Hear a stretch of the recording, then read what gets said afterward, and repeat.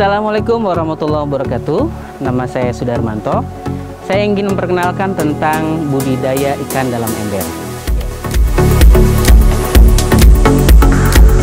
Alat-alat yang kita gunakan untuk budik damber adalah ember dengan kapasitas 80 liter yang bisa kita tebar benih 60 hingga 100 ekor benih lele ukuran 7, 8, atau 89.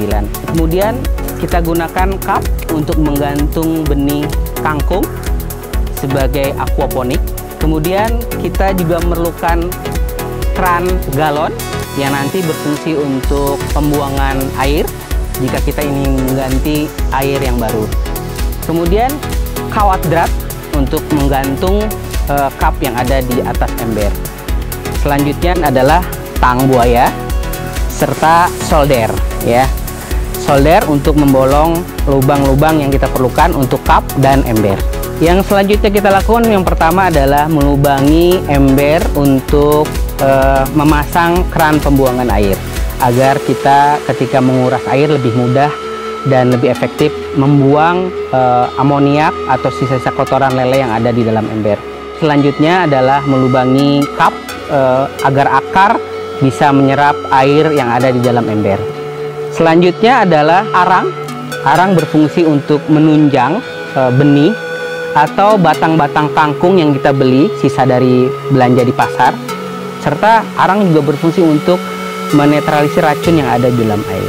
Setelah cup kita lubangi dengan solder, kita bisa isi dengan batang kangkung, atau jika kita mau kita bisa mulai dari benih kangkung.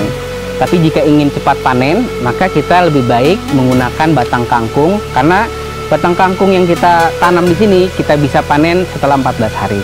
Tapi jika kita menggunakan dengan benih, kita butuh waktu yang cukup lama.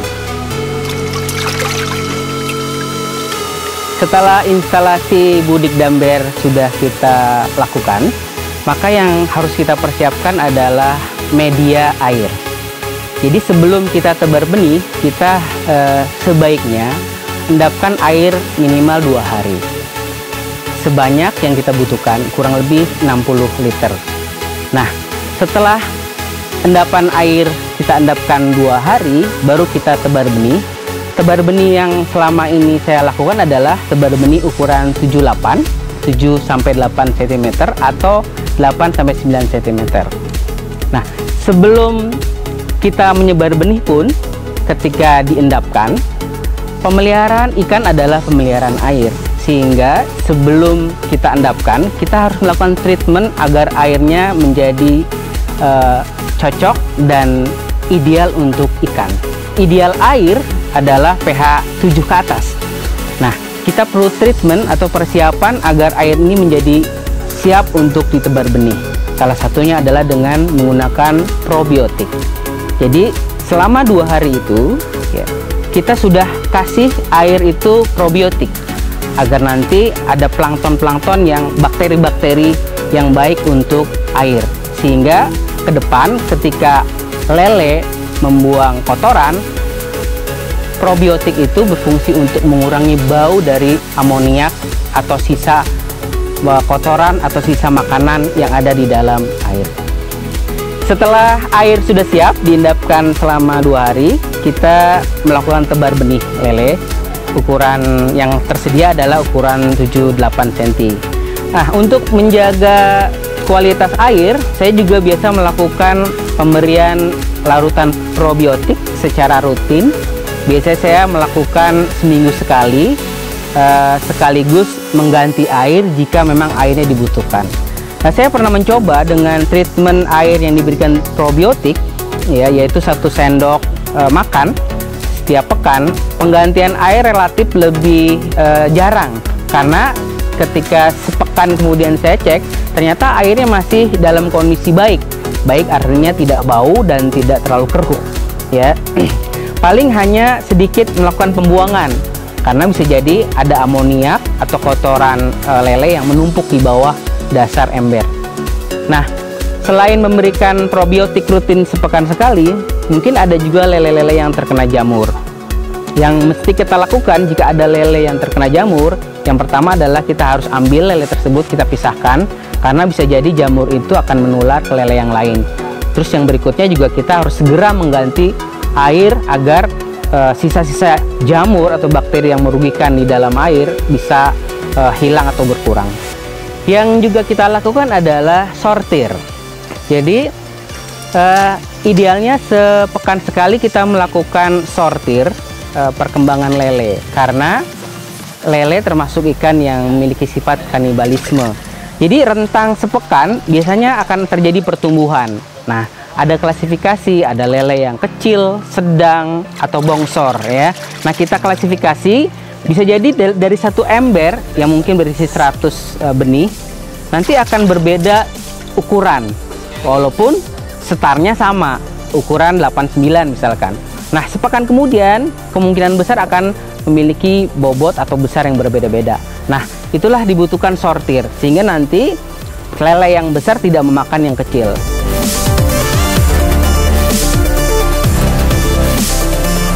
Nah, untuk pemberian pakan, saya biasanya melakukan pemberian pakan itu dengan rumus 939. Jam 9 pagi, jam 3 sore, dan jam 9 malam.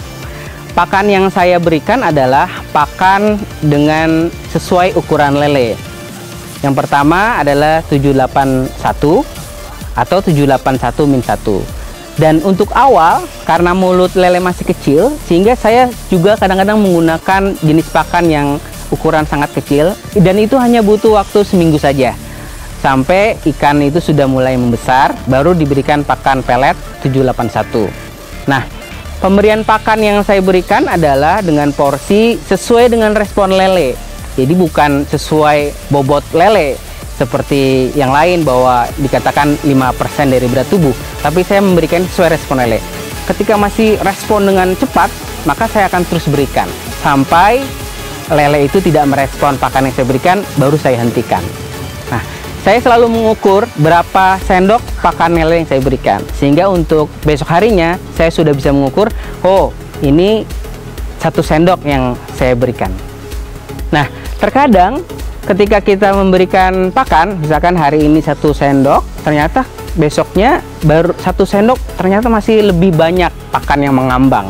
Nah, mungkin ada yang terjadi dengan lelenya. Salah satu indikator lele tidak sehat adalah lele itu sering berada di atas kepalanya.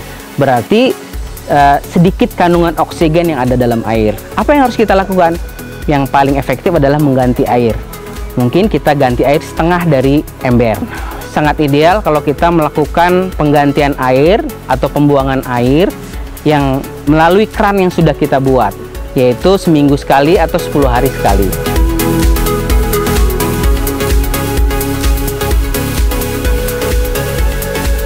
Kapan kita bisa panen budik damber?